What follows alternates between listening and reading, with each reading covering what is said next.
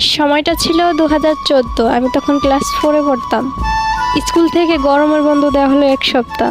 তো আমি বাসায় যেয়ে আম্মুকে বললাম, আম্মু অনেকদিন মামা বাড়ি যাই না, গরমের বন্ধ দিছে স্কুলে, তো মামাদের বাড়িতে বেড়ে আসি। আম্মু বললো তোমার আব্বুকে বলো। আব্বুকে গিয়ে বললাম, আব্বু মামাদের বাড়ি বেড়াতে যাব, স্কুল বন্ধ দিছে। আব্বু বললো এখন বেড়াতে যাবি?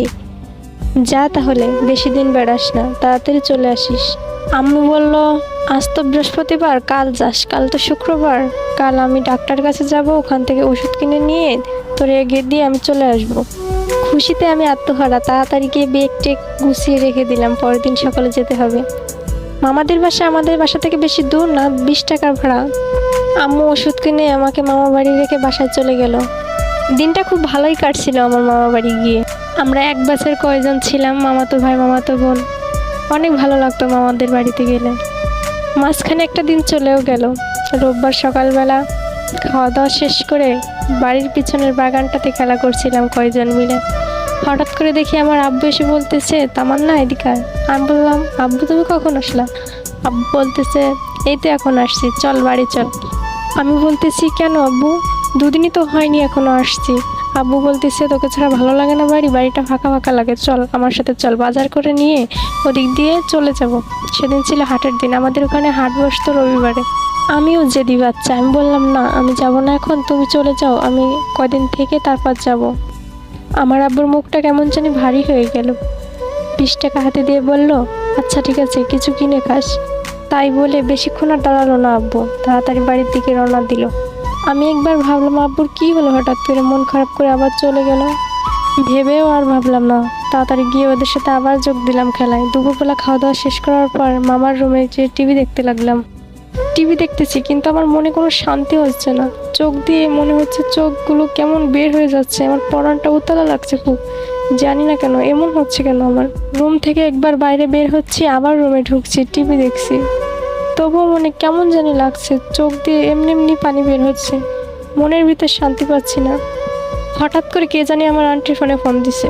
ফোন দেওয়ার পর 4-5 জনে মিলে পিস পিস করে কি জানি বলছে। আমার কাছে মনে হচ্ছে ওরা আমার কাছে কিছু লুকাচ্ছে। এরপর আন্টি আমাকে এসে বলতেছে, তোর আব্বু অনেক অসুস্থ, তাড়াতাড়ি চল, বাড়িতে যেতে হবে এখনই। এর ভিতর মামা দৌড় দিয়ে এসে বলতেছে, তামান্না কোথায়? তামান্না, ওকে কেউ কিছু বলিস না, তাড়াতাড়ি রেডি হ, তামান্নার আব্বু বাজার করতে গিয়ে স্ট্রোক করছে। দৌড় দিয়ে ঘর থেকে বের হলাম। বললাম, আন্টি কি হয়েছে? আব্বুর কি হয়েছে? বলতেছে, তোর আব্বু অনেক অসুস্থ, তাড়াতাড়ি চল, কিচ্ছু হয় না, সব ঠিক হয়ে যাবে। এই কথা বলে আন্টিও কান্না করা শুরু করছে। আন্টির কান্না দেখে আমারও খুব কান্না পাচ্ছে। আমি মনে মনে ভাবতেছি, একটু আগেই আমার আব্বু আসছিল আমার কাছে, কি হলো, হঠাৎ এমন হলো কেন? পাশের বাড়ির এক মামার গাড়ি নিয়ে এসে মামা বললো, তাড়াতাড়ি সবাই উঠে পড়ো। সবাই তাড়াতাড়ি গাড়িতে উঠে পড়লো। গাড়ির থেকে নামতে না নামতেই দেখলাম রাস্তা ভরা মানুষ আর মানুষ।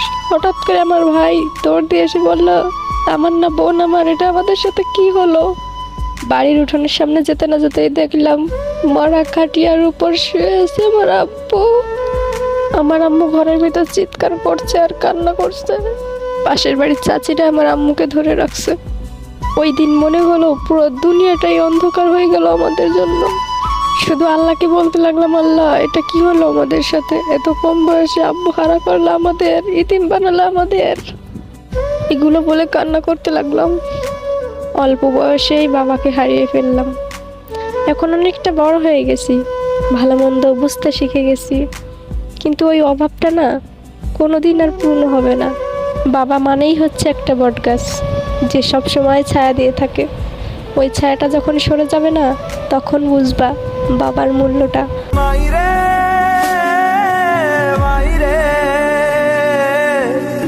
मुझसे ही रूठी मेरी परछाई।